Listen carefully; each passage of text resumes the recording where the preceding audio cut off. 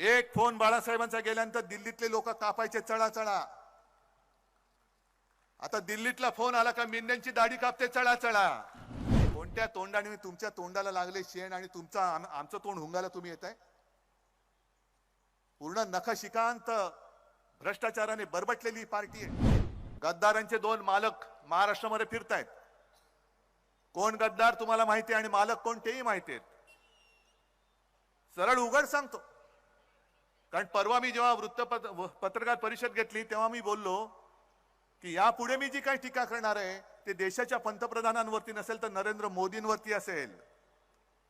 कारण देशाच्या पंतप्रधानांचा मी कधी अपमान करणार नाही, करू शकत नाही, करू इच्छित नाही. पण निवडणुकीमध्ये जर का ते येऊन एक तर तुमचा संबंध काय महाराष्ट्राशी, महाराष्ट्राच्या बाहेरचे आहात तुम्ही, आणि महाराष्ट्रामध्ये येऊन जी शिवसेना प्रमुखांनी भूमिपुत्रांच्या न्याय हक्कासाठी स्थापन केली, तिला जन्म दिला, त्या शिवसेनेला तुम्ही नकली म्हणता? अरे नकली शिवसेना म्हणाले ती काय तुमची डिग्री आहे की काय? ही काय तुमची डिग्री आहे? ही नकली आहे. पण आहे.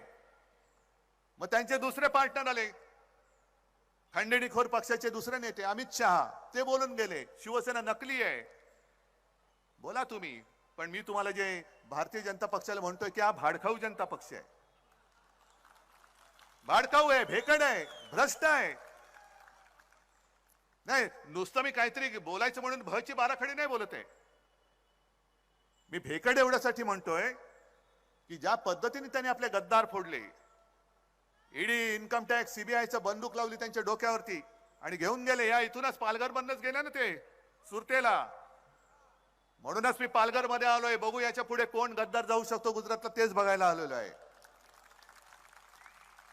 तुम्ही बंदूक लावून तर घेऊन गेलात, तुमच्यामध्ये ताकद नाहीये. आज माझ्याकडे तुम्ही माझा पक्ष चोरलायत, माझं चिन्ह पळून नेलेलं आहात. अरे कशाला माझे वडील तुम्ही चोरण्याचा प्रयत्न करताय? एवढे तुम्ही काय बोलायचं त्यांना बोलू द्या, सोडून द्या त्यांना. पण तरी देखील हजारो माणसं माझ्यासोबत आली, कशासाठी आलेली आहेत, काय येऊ शकतात ही? आजपर्यंत भगवा झेंडा फडकत होता डौलाने, त्याच्या बरोबरीने कम्युनिस्टांचा लाल झेंडा फडकतोय, इकडे काँग्रेसचा झेंडा फडकतोय. आणखीन तिकडे माझे काही मित्र आहेत, त्यांचे झेंडे फडकतायत. तुम्ही शिवसेना संपवायला निघालात, उद्धव ठाकरेला संपवायला निघालात. ही यांची वृत्ती आहे. जो यांना देईल साथ त्यांचा करणारे घात, ही यांची स्लोगन आहे. गेल्या 19च्या निवडणुकीमध्ये ढवळे साहेब आपण म्हणालात की या पालघरनी चमत्कार केला, पण तेव्हा आम्ही एक चूक केली होती. आम्ही मोदी पंतप्रधान व्हावे म्हणून याच पालघरमध्ये येऊन प्रचार केला होता. आणि मग तुम्ही विचार करा, मोदी पंतप्रधान होण्यासाठी म्हणून जी शिवसेना कठीण काळापासून मोदींच्या सोबत राहिली, ती शिवसेना मुळासकट संपवायला जे निघतात ते पालघरकरांना काय नाही देऊ शकतील? कोण आहे त्यांच्या बरोबर? भले तुम्ही नकली सेना म्हणून जी चेष्टा टिंगल टवाळी करताय, पण अमित शहाजी तुमच्या गाडीमध्ये अस्सल भाजपाचे लोक किती राहिलेत बघा. का सगळ्या तुमच्या स्टेपने आतमध्ये बसलेले आहेत? म्हणून मी यांना भाडखाऊ म्हणतो, कारण त्यांचं स्वतःचं कोणीच नाहीये. सगळे याला फोड, त्याला फोड, त्याला फोड.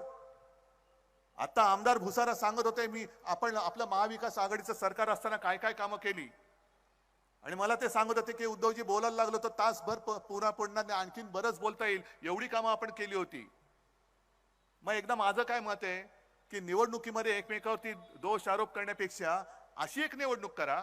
माझी तयारी आहे, इकडेच व्यासपीठ लावू. मोदीजी तुम्ही या, मी महाराष्ट्राचा माजी का होईना पण मुख्यमंत्री म्हणून येतो. मी 2.5 वर्षात काय केलं हे मी सांगतो, तुम्ही 10 वर्षात काय केलं हे तुम्ही सांगा.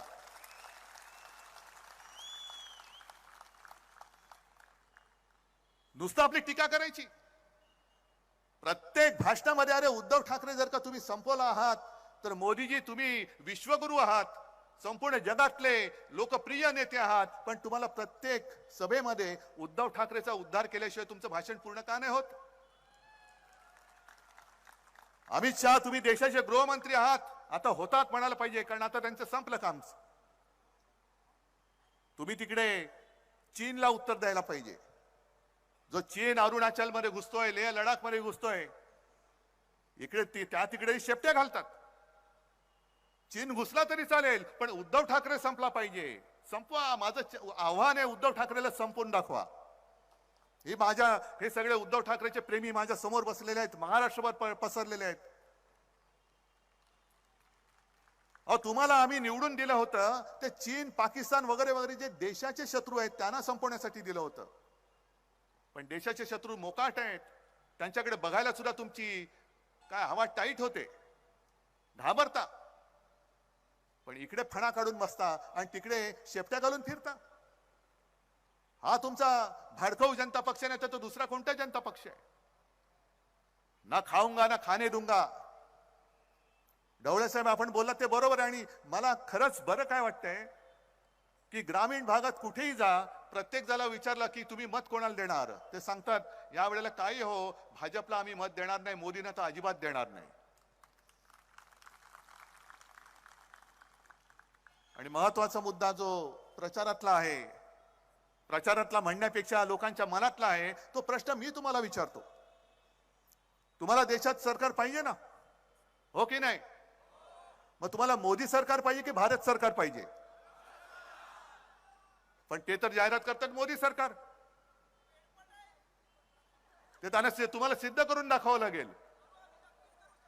म्हणजे जो आपल्या देशाच्या सरकारला स्वतःचं नाव लावतो तो उद्या माझ्या देशाचं नाव बदललं तर काय करू शकाल तुम्ही? हा भारत माझा देश आहे, भारत माता माझी माता आहे. मोदीजी, तुमचं नाव तुमच्या दाराच्या पाठीवर लावा, माझ्या देशाच्या पाठीवरती तुम्हाला लावता येणार नाही.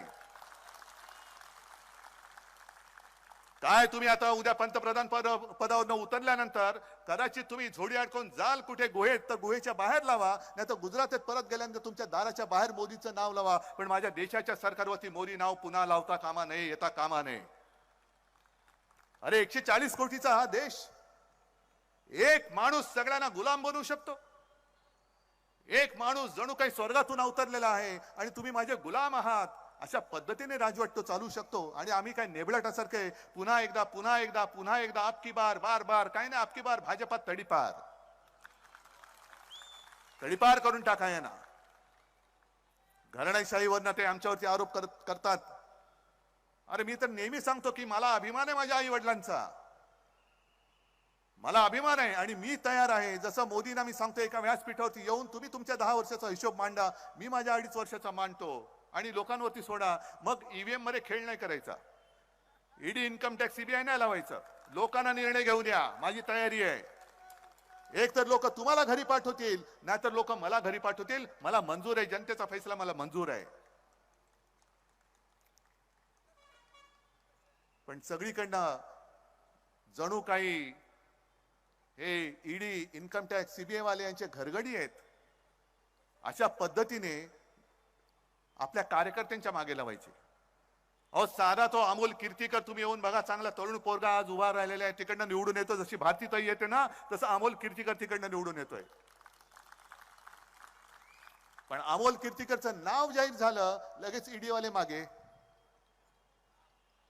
काय दुसरं काम धंदा नाही, उद्योग नाही, लगेच अमोल कीर्तीकरला बोलवलं तिकडे ईडीच्या चौकशीसाठी. कशाला? तर कोरोना काळामध्ये आणि खिचडी घोटाळा केला. कसला खिचडी घोटाळा?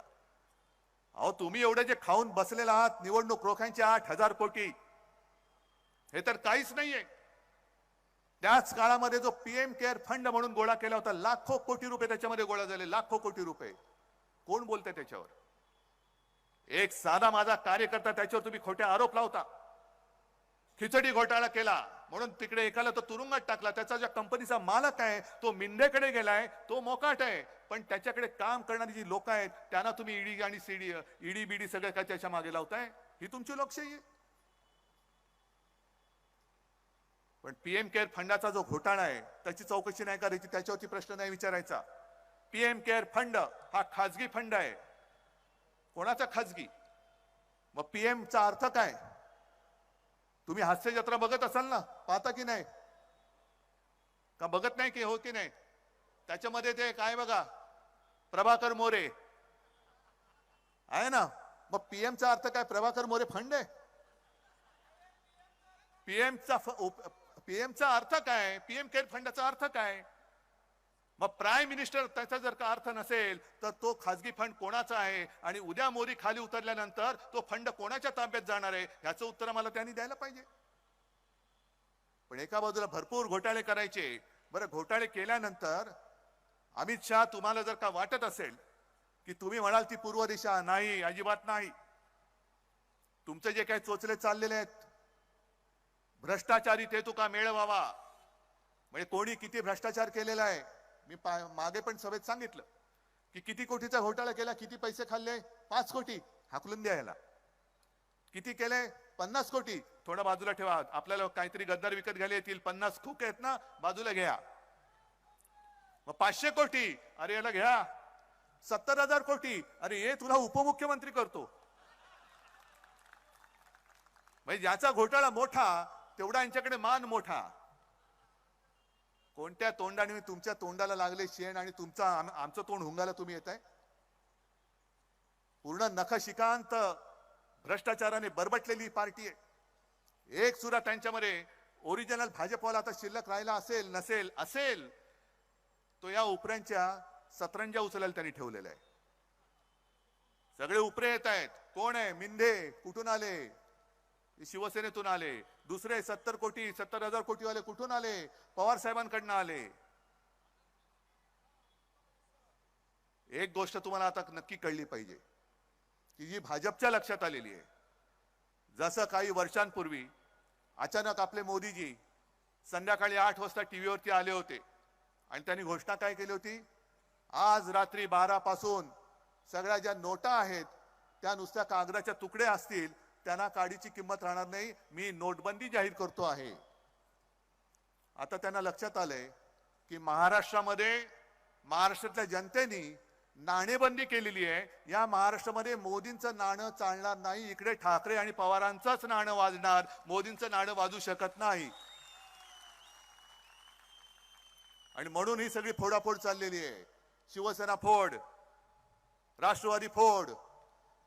अरे बरं, मला एक कळत नाही, आपल्यातनं जे काही मिंदे तिकडे गेले तेव्हा आता वर तोंड करून सांगतायत की उद्धव ठाकरेंनी बाळासाहेबांचे विचार सोडले म्हणून आम्ही तिकडे गेलो. मग अजित पवारांना विचारायचे, तुम्ही काय गेला? तो स्वतः शरद पवार हयात असताना शरद पवारांनी पवारांचे विचार सोडले म्हणून तुम्ही तिकडे गेलात. पवार साहेब आहेत ना, तुमच्यापेक्षा जास्त लोकप्रिय शरद पवार आहेत. आणि पवार साहेब, मी, काँग्रेस पूर्ण महाराष्ट्र पिंजून काढतोय. राज्याच्या कानाकोपऱ्यात गद्दारांविरुद्ध एक चीड निर्माण झालेली आहे. आणि बाळासाहेबांचे विचार कोण ऐकतंय? हे मिंदे जे काय कुंतात माईक वरती, हे बाळासाहेबांचे विचार नाही. अरे शिवसेनेचा दरारा काय आहे? एक फोन बाळासाहेबांचा गेल्यानंतर दिल्लीतले लोक कापायचे चळा. आता दिल्लीतला फोन आला